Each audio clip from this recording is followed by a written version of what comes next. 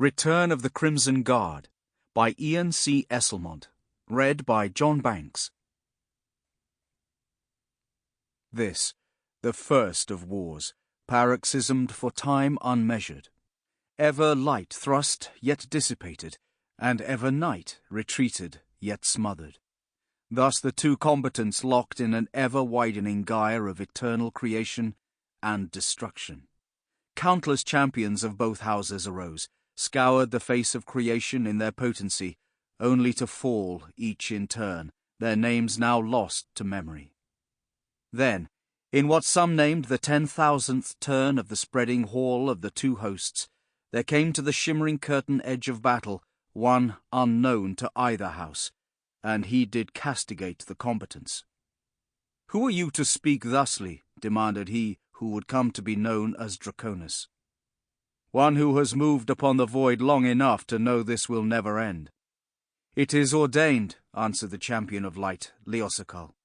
"Ever must one rise, the other fall." Disdainful, the newcomer thrust the opponents apart. "Then agree that this be so, and name it done." And so both houses fell upon the stranger, tearing him into countless fragments. Thus was Shadow born, and the first great sundering ended. Myth Fragment, Compendium Primal, Mantle. Prologue. The Elder Age, Time Unmeasured. The eruption had wounded the world. Danuth, a child of the earth, was first to penetrate the curtains of drifting cinders, and so come upon the crater. Steaming water, the colour of slate, pooled at the centre of a basin, leagues across. A slope of naked, jagged rock led down to the silent shore. All was still, layered in a snow of ash. Yet a stirring of movement caught his attention, and he picked his way to the water's edge to find an entity assembled in a shape akin to his own, with 2 legs and arms, but slashed and gouged by ferocious wounds. Blood was a black crust upon the one and darkened the waters around him. Gently, Danuth turned the being over, only to start, amazed. "Leosakal, father's own firstborn, who is it that set upon you?" A savage smile of blunt canine tusks. "None. Best ask whom I set upon. Are there no others?" "None I saw." The smile crooked down to a feral scowl. "All consumed, then, taken by the blast." "Blast?" Danuth narrowed his gaze upon the alien power. Yes, alien, for who could possibly fathom the mind of one born with light's first eruption?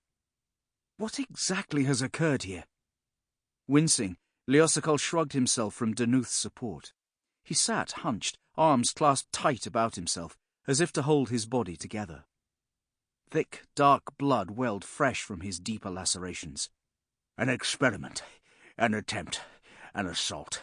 Call it what you will." "An assault? Upon what? There was naught here but—" Danuth's voice died away into the stillness of the ash-choked water. "Mother preserve us! An Azath!" Glancing about, he took in the immense crater, attempted to grasp the scale of the calamity. "It has pained us all." "You fool! Would you stop at nothing in your questing?" The pale head rose, amber eyes hot. "I do as I choose." Danuth recoiled. Indeed. And here then was the quandary. Something must be done about these ancient powers before their antagonisms and limitless ambitions destroy all order once again. Draconis' solution horrifies. Yet well now could I almost understand such exigencies. After all, was not eternal imprisonment preferable to such potential for destruction? The Leosakal struggled to his feet, stiff, hissing at his many wounds, and Danuth knew a terrible temptation. Never before had he heard an account of this entity so vulnerable, so weakened. Soul-taken, Elient, what were such labels to this power who may have moved through light before it knew dark?